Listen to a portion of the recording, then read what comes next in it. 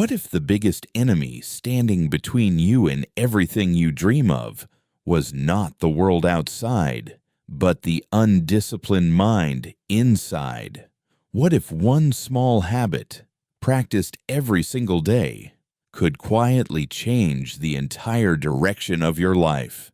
This is the story of a young man named Elias, and by the end of it, you may never look at your own days the same way again.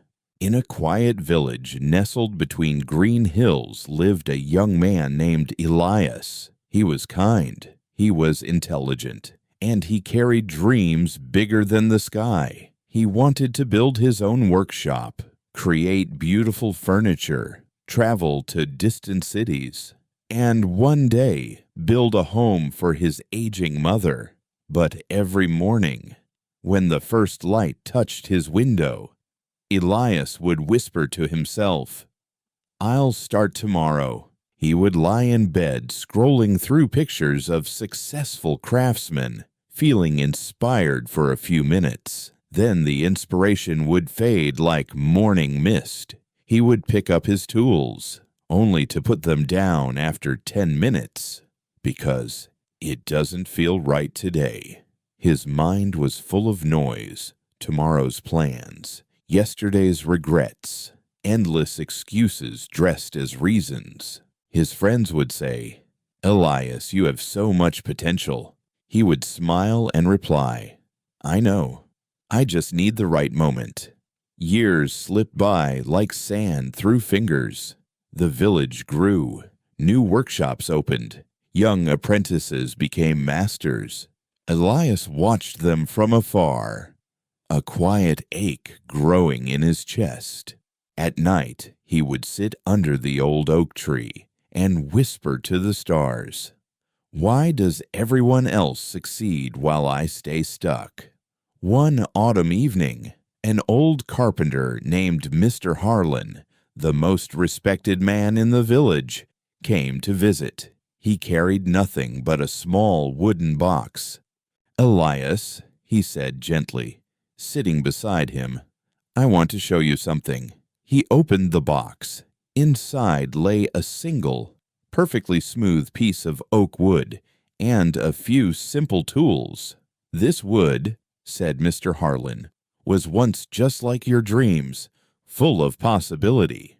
But possibility without discipline is just a beautiful lie." He handed Elias the tools. "Every day for 30 days, I want you to come to my workshop at sunrise. You will work only 1 hour, no more, no less. If your mind wanders, bring it back gently, like training a wild horse. No excuses, no tomorrow. Just this hour." Elias laughed softly. 1 hour?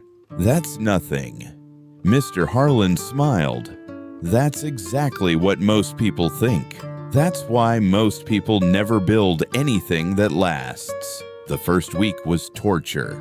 Elias's mind screamed. It offered every distraction possible: hunger, tiredness, sudden brilliant ideas. His hands shook.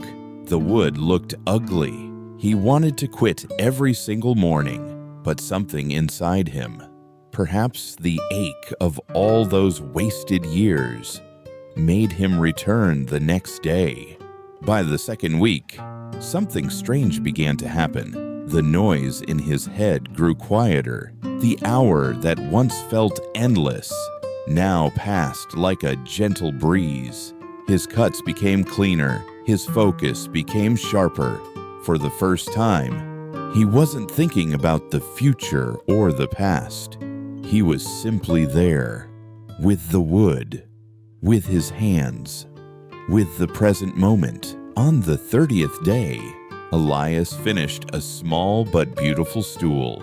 It wasn't perfect, but it was honest. Mr. Harlan ran his old fingers over it and nodded. "You see, my boy," he said, his voice warm and steady, "discipline is not about forcing yourself to do big things. It's about training your mind to stay with the small things long enough for them to become big." Elias looked at the stool, then at his own calloused hands. Tears welled up in his eyes. All those years he had waited for motivation to push him forward, but motivation comes and goes like the wind. Discipline. Discipline was the quiet anchor that kept the ship steady, even when the storm of laziness and doubt raged inside. From that day on, Elias never waited for the perfect moment again. He simply showed up. Every sunrise, one focused hour at a time. His workshop slowly grew. His dreams stopped being distant stars and became solid wood beneath his hands. So next time you feel that familiar pull, I'll start tomorrow. I'm not in the mood. I need more motivation. Remember Elias and his wooden stool. Your mind is like that wild horse. It will run wherever you let it. But when you gently train it with daily discipline, it will carry you farther than you ever imagined. Discipline your mind, and your entire life will begin to follow.